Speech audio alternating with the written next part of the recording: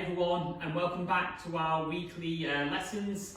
You joined us tonight for a fairway bunker session, so hopefully some nice tips to take away, write down, that will really help you actually in a few weeks' time when we finally get back on the golf course. So thank you again for the ladies who come on our interactive Zoom session last night with Olivia Pearson and myself, talking through equipment and rules. Next week's our last one, and it's all about how to improve your on-course scoring with some strategy. So I've selected my top 10 tips for on-course scoring. So if you fancy getting some tips before the season starts, next Tuesday, check out our website on a group coaching section there. Hopefully you can join us via Zoom before we get that back out there in a few weeks' time. So let's get stuck into our session tonight, which is all about fairway bunkers. So some new content tonight and some tips to take away. Fairway bunkers can be a really tricky part of golf actually, and one which is there's not a lot of information on maybe how to escape them. So hopefully tonight there's some good information you can jot down and make a note of when we get back out to golf. You can escape the fairway sand nice and easily. So the first tip I'll say, normally fairway bunkers do have a slightly lower lip than the normal greenside bunkers, exception being coastal courses, maybe the pot bunkers, which can be really steep, but generally speaking there can be lower lips, so present an opportunity to progress the ball further down the fairway than you might think. If your ball, however, does wander up to the lip, a good rule of thumb to remember is if your golf ball is within a driver's width of the lip, and that lip of the bunker is knee height or above, then unfortunately that's definitely where you need to take medicine, get your sand wedge out and get the ball back into play and move on with your game. Don't try and bite off more than you can chew if it is within a driver width of the lip and, like I say, knee height or above. Okay, so remember that first of all. But for the majority of fairway bunkers, fingers crossed, you'll be away from the lip.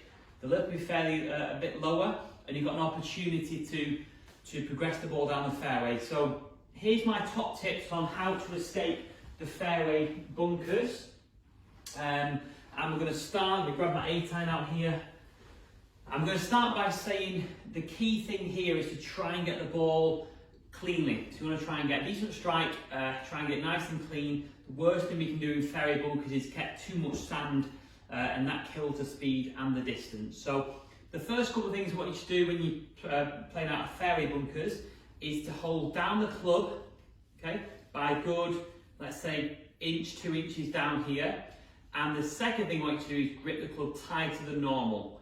Now, for anyone who has lessons with myself or the academies, that's one thing that I would like to see people to do in full swing is relax the grip pressure, get a nice free flowing swing. But in this case, I want you to hold it tighter and hold down, because that does two things.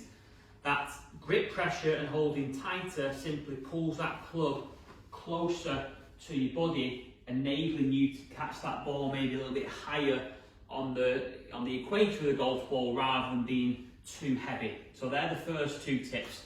Definitely hold down and hold tight.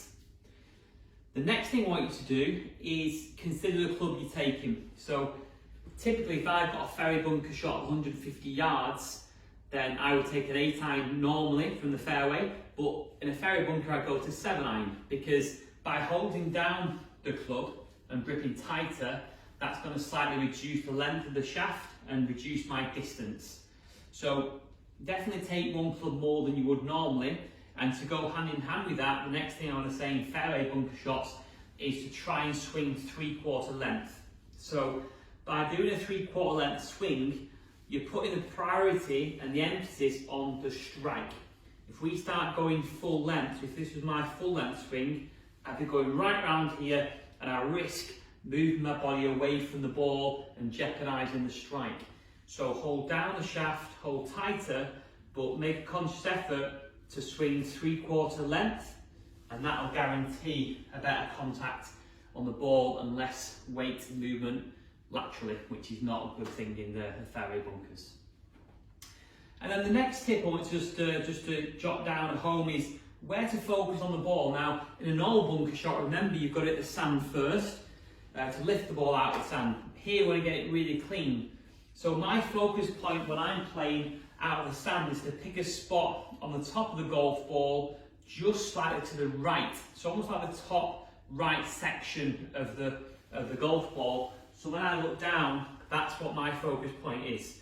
I'm not looking after or behind, I'm looking right down on the top right side of the golf ball, and that will allow me to focus and try and get that nice strike into impact with my 3/4 swing, holding down and gripping tighter. So that's a good way to think about focusing on the golf ball itself in the sand.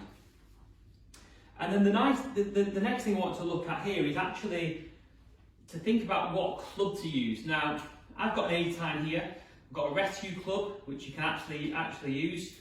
But a good little drill I've seen as well myself a couple of years ago, which was really nice, I thought, just to get an appreciation of what height the different irons will lift the ball out of the sand, provided we get a good strike.